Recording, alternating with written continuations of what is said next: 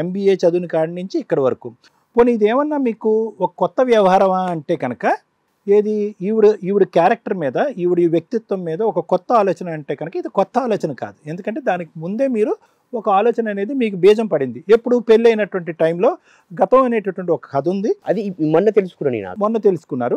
ఈ గాబిలో తెలుసుకున్నా. అసలు ఈ బిహేవియర్ ఎక్కడి నుంచి వచ్చి అంత ఈజీగా రాదు కదా, అంత డేర్గా కన్ను కప్పి అమ్మ నాన్నకు పిల్లలు మోసం ఇష్టం లేని పెళ్లి అనే మాట ఎప్పుడు అంది ఆవిడ? ఇది అబ్బాయి ఫోన్ చేసిన తర్వాత ఏం చేసిందంటే ఒక సూసైడ్ అటెంప్ట్ చేస్తున్నాను డమ్మీగా. కొన్ని టాబ్లెట్స్ వేసుకున్నది. వేసుకున్న తర్వాత నేను డాక్టర్ దగ్గరికి తీసుకుపోయినా అప్పటికప్పుడు నైట్. ఎప్పుడు ఇది జరిగింది? నాకు మార్చి 14, 2024 జరిగింది. అది ఫోన్ చేయగానే ఎందుకు చేసినావమ్మా అని ఇంకా అరుస్తా కదా మేడం. అరిచేసరికి టాబ్లెట్ వేసుకున్నది. టాబ్లెట్ వేసుకుంటే నేను డాక్టర్ దగ్గర తీసుకుపోయినా. డాక్టర్ తీసుకుపోయి ఇంకా మా మామకు అత్తకు అందరినీ పిలిపించిన. మా అత్త మామ రాలేదు, మా బామ్మ ఎవరు రాలేదు. రాకపోయేసరికి నేను డాక్టర్ దగ్గర తీసుకుని అక్కడ మ్యాక్స్ హెల్త్ హాస్పిటల్ ఉండే తీసుకొని వచ్చిన తర్వాత జరిగింది కూల్గా మంచి ప్రశాంతంగా కూలుకొని ఎందుకు ఏం జరిగింది మన లైఫ్లో, ఏం తప్పు ఎక్కడని చెప్పుకొని అడిగిన. అంటే స్టోరీ మొత్తం అసలు ఏంది అంటే పిచ్చి పిచ్చి మాట్లాడమా ఏమన్నది, నాకు మా అమ్మ నాయన నాకు ఇష్టని పెళ్లి చేసిన అని అన్నారు. ఇవన్నీ కూడా చెప్పిన మా అత్తకు. ఇష్టని పెళ్లి లేదు, పాలు లేదు, దాని పిచ్చి లేదని మా అత్త మామ అంటారు. వాళ్ళు ఏమంటారు అనేది వదిలేసాను. మీ భార్య ఏమేమంది? చాలా పాయింట్. ఒకటి ఏంది, నాకు ఇష్టని పెళ్లి చేసిర్రు, పెళ్లికి నాకు అప్పుడు అంత తెలివి లేదు, నాకు తెలివి బాగా వచ్చింది, అందుకే నేను కొద్దిగా ఫ్రీడమ్ కోరుకుంటున్నా అని అన్నది. మరి ఫ్రీడమ్ అంటే ఇదా ఫ్రీడమ్? నువ్వు లీవింగ్ రిలేషన్ పెట్టుకునే ఫ్రీడమ్ అంటే లీవింగ్ రిలేషన్ పెట్టుకునేది అంటది. మరి ఏం పెట్టుకుని నువ్వు లీవింగ్ రిలేషన్ పెట్టుకోవాలంటే నీ రూమ్లో ఉన్నా హాస్టల్లో ఉన్నా అతనితో తిరిగినా అంటది. హాస్టల్ తిరిగిన అంటే మరి హాస్టల్ తిరిగితే నువ్వు మరి ఆడ నీ క్యారెక్టర్ మీద దెబ్బేస్తుంది కదా. సో రూమ్ లో ఉన్నానని ఒప్పుకుందా మీతో ఆవిడ? రూమ్ లో నేను హాస్టల్ ఉన్నా ఆ అబ్బాయితో తిరిగినా అని ఒప్పుకున్నది. సో హాస్టల్లో ఎవరు హాస్టల్లో వాళ్ళు ఉన్నారు, తిరగటం అయితే ఒప్పుకుంది. తిరగడం ఒప్పుకున్నది. అబ్బాయితో తిరగడం ఒప్పుకున్నది. సోషల్ మీడియాలో పరిచయం అయింది ఒప్పుకున్నది. 2 years నుంచి మాకు నడిచింది ఒప్పుకున్నది. అన్నీ ఒప్పుకున్నాక మరి వదిలేయచ్చు కదా సార్, మళ్ళీ ఎందుకు ఫిట్టింగ్? ఒప్పుకోలేదనే కదా ఇప్పటిదాకా మాట్లాడారు, ఇప్పుడు ఒప్పుకుందని చెప్తున్నారు కాసేపు. ఒప్పుకున్నా అంటే రూమ్ పెళ్లి చేసుకుందని అలా కాదు సుధాకర్. ఇప్పుడు ఒకటి అక్రమ సంబంధం ఓకేనా, ఫిజికల్ గా తిరిగేస్తే ఓకే, పెళ్లి చేసుకోవడం ఒక్కటే మీకు మీ దృష్టిలో తప్ప? రెండు తప్పే. హిందూ సాంప్రదాయం అంటే మ్యారేజ్ అయింది మేడం. హిందూ సాంప్రదాయంలో భర్త ఉండగా ఇంకొకరితో తిరిగే వచ్చా? అది తప్పు కదా? తప్పే. మరి అది అసలు మేజర్ తప్పే. అది తప్పు. మరి అది ఎంత నీట్గా అప్పుడు మీరు ఒకటి ఎక్స్క్యూజ్ ఒకటి ఇది కాదు, మేజర్ తప్పులు రెండు తప్పే. ఏదైనా తప్పే. ఒకటి లీగల్ గా తప్పు, ఇంకొకటి మోరల్ గా తప్పు. తప్పే. ఏమండి ఇప్పుడు మీకు వినపడినవన్నీ అబద్ధాలని నేను అనట్లే. ఓకే, అతను ఏవైతే చెప్పాడో అది మీరు ఆలకించారు, మీరు విన్నారు. వాళ్ళిద్దరి మధ్యన ఏదో జరిగిందన్నారు, మీరేమో అతని మాట విన్నారు, ప్లస్ మీ భార్య మాట కూడా విన్నారు. మీ ఇద్దరం వేరే రూమ్స్లో ఉన్నాం, కానీ బండి మీద అయితే తిరిగాం, షికార్లు అయితే తిరిగాం, మీ భార్య మీరు చెప్పినట్టుగా మీరు చెప్పారు. కానీ ఇక్కడ ఏంటంటే ఇలా న్యాయ నిర్ణయం తీసుకునేటటువంటి వ్యక్తులు ఎవరైతే ఉన్నారో వాళ్ళకు చూపెట్టేటటువంటి ఆధారం మీ దగ్గర లేదు కాబట్టి మేము అది ఉందనో లేదనో చెప్పేటటువంటి అవకాశం లేదు. మీ భార్య అంటారా, ఆవిడ బహుశా అధికంగా భయపడుతుంది, ఎక్కువ ఆలోచిస్తుంది, పబ్లిక్గా రావడానికి ఇష్టపడట్లేదు. బహుశా వాళ్ళ ఇద్దరి మధ్యన ఏదైనా ఆవగింజ అంత జరిగితే కనుక అది పబ్లిక్ ప్లేస్లో వస్తే కనుక కొండంతగా మాట్లాడుకుంటారనేది సహజ సిద్ధంగా పెళ్ళి అయ్యి 2 పిల్లలకు అన్నటువంటి ఆడపిల్లగా ఆవిడ భయపడుతుంది. ఇక్కడ మీరు చేయవలసింది ఏంటంటే మీ బదులు మేము అందరం చేయలేమండి. మీరు ఇందాక ఏమంటున్నారు, ఆవిడని తీసుకురండి సార్, ఇక్కడ కూర్చోండి సార్, సైకలాజికల్ అసెస్ చేయండి సార్, ఎందుకు చెప్తుందో ఆలోచించండి సార్, దాని వెనకాల కారణాలు ఏంటంటే ఇన్వెస్టిగేషన్ గురించి మీరు మాట్లాడుతున్నారు.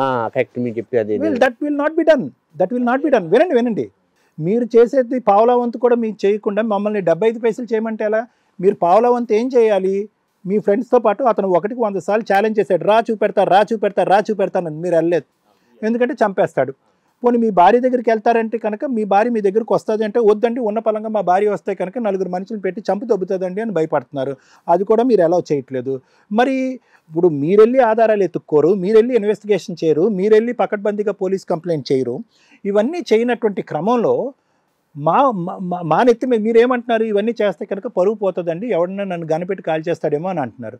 అంత భయపడవలసినటువంటి అవసరం ఏమీ లేదండి. అంత భయపడవలసినటువంటి, ఎందుకంటే మీరు ఒక స్థానంలో ఉన్నారు, ఒక పరువు కలిగినట్టు స్థానంలో ఉన్నారు, ఒక న్యాయమైనటువంటి పెళ్ళి అయింది, మీకు ఒక బలగం అనేటటువంటిది ఉంది. ఎవడండి మిమ్మల్ని చంపేస్తాడు? ఎందుకు చంపేస్తాడు? సో నేను చెప్పేది ఏంటంటే ఇక్కడ మీరు చేసేటటువంటి స్టెప్స్ మీరు తీసుకోకుండా ఆవిడ వచ్చేటటువంటి మార్గాలు అన్నీ మూసేసి అయినా కానీ నా భార్య నా పిల్లలు కావాలంటే ఎలా వస్తుంది? మీకు ఇక్కడ పేకల వరకు ఆవిడ మీద భయంకరమైనటువంటి చండాలమైనటువంటి అభిప్రాయం ఏర్పడిపోయింది. అది మీకు తెలుసు, మాకు తెలుసు. అభిప్రాయాన్ని ఈరోజు మార్చలేవు. మీరు చచ్చేంత వరకు ఆ అభిప్రాయం మీ బ్రెయిన్లో ఫిక్స్ అయింది. వాడు చేసినటువంటి బ్రెయిన్ వాషా లేదంటే మీ బ్రెయిన్ ఎలా మారిపోయింది అన్నది మనకు తెలీదు.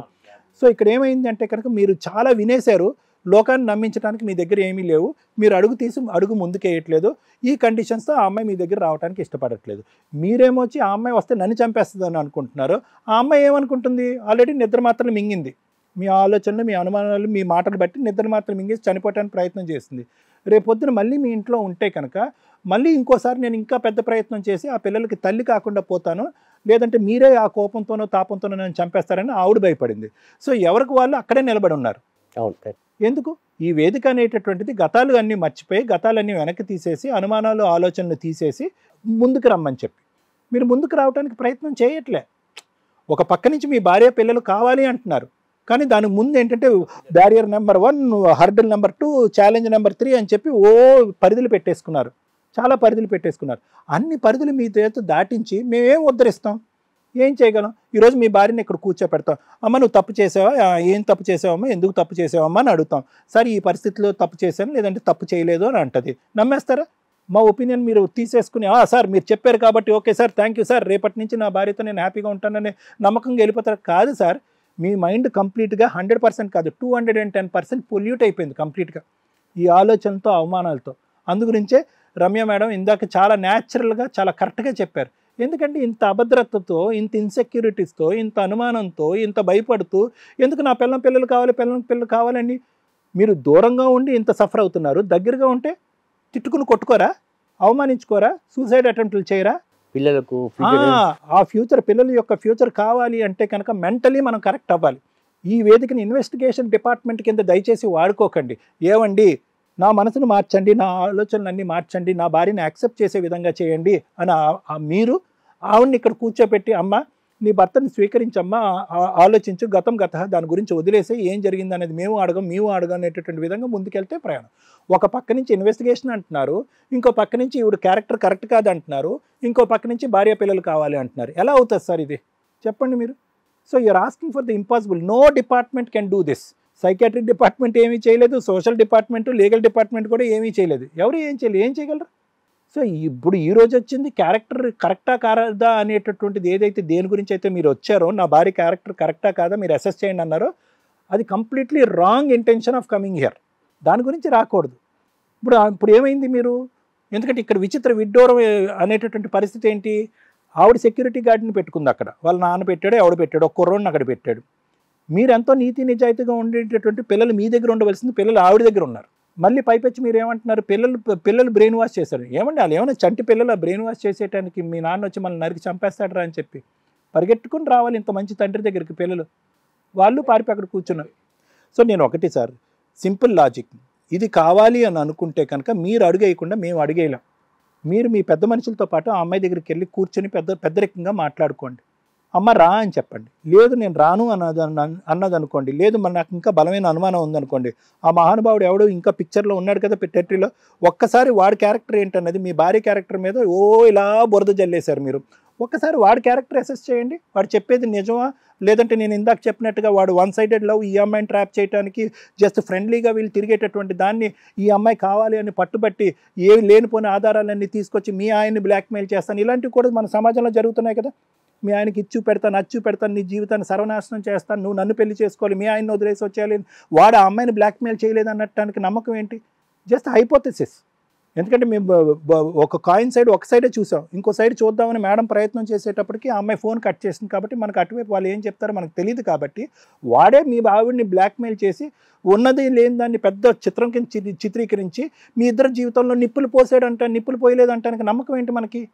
కాబట్టి మీరు మీ భార్య క్యారెక్టర్ని అసెస్ చేసే ముందు వాడు నాకు ఎందుకు ఇలా చెప్తున్నాడు అనేది ధైర్యంగా ముందుకెళ్ళి వాడి క్యారెక్టర్ అసెస్ చేయండి. ఏంటి ఆ ఫోటోల ఆధారాలు ఏంటున్నాయో తీసుకురామని చెప్పండి. ఇదే వేదిక మీద ఇంకోసారి కూర్చుందాం మనం. అప్పుడు మీరు కావాల్సినవన్నీ మాట్లాడండి. అప్పుడు ఆ అమ్మాయి ఎంత మారుదో అప్పుడు చూద్దాం. అప్పటి వరకు ఏంటంటే భార్య కావాలి అనుకునేటటువంటి మీరు వాళ్ళని ఇన్వెస్టిగేషన్ చేసి క్యారెక్టర్ ఏంటి అనేది అసెస్ చేయండి అనేటటువంటి మాట తప్పు. ఇది నా ఆలోచన. మీరు వేసేటటువంటి అడుగులు ముందుకేయండి, తర్వాత మేము మీతో పాటు ముందుకు వస్తాం. Thank you sir. Hit TV app, ఇందులో short news, live news, entertainment shows, movies, digital magazines తో పాటు మీ జిల్లా వార్తలను కూడా ఫ్రీగా చూడొచ్చు. ఇంకెందుకు ఆలస్యం, వెంటనే హిట్ టీవీ యాప్ ని డౌన్లోడ్ చేసుకుని ఫ్రీగా ఎంటర్టైన్మెంట్ పొందండి. Hit TV app. Hit TV app. Please download hit TV app. Hit TV app ని ఫ్రీగా డౌన్లోడ్ చేసుకుని ఎంజాయ్ చేయండి. మీకు నచ్చిన ఎంటర్టైన్మెంట్ కోసం హిట్ టీవీ యాప్ ని ఫ్రీగా డౌన్లోడ్ చేసుకుని ఎంజాయ్ చేయండి. హిట్ టీవీ యాప్ ని డౌన్లోడ్ చేసుకుని ఆస్వాదించండి, ఆశీర్వదించండి. ఇంతమంది సెలబ్రిటీలు హిట్ టీవీ యాప్ ని డౌన్లోడ్ చేసుకోండి అని చెప్తున్నారంటే ఎంత మంచి యాప్ ఆలోచించండి. అమెరికా అమెరికా అమెరికా అమెరికాలో చదవాలనుకునే వాళ్ళకి విశ్వసనీయమైన పేరు మన శౌర్య కన్సల్టెన్సీ. UK లో 1 year masters, UK లో 1 year masters, 2 years work permit up to 5 years visa. Contact Saurya Consultancy. Contact 89851 89851.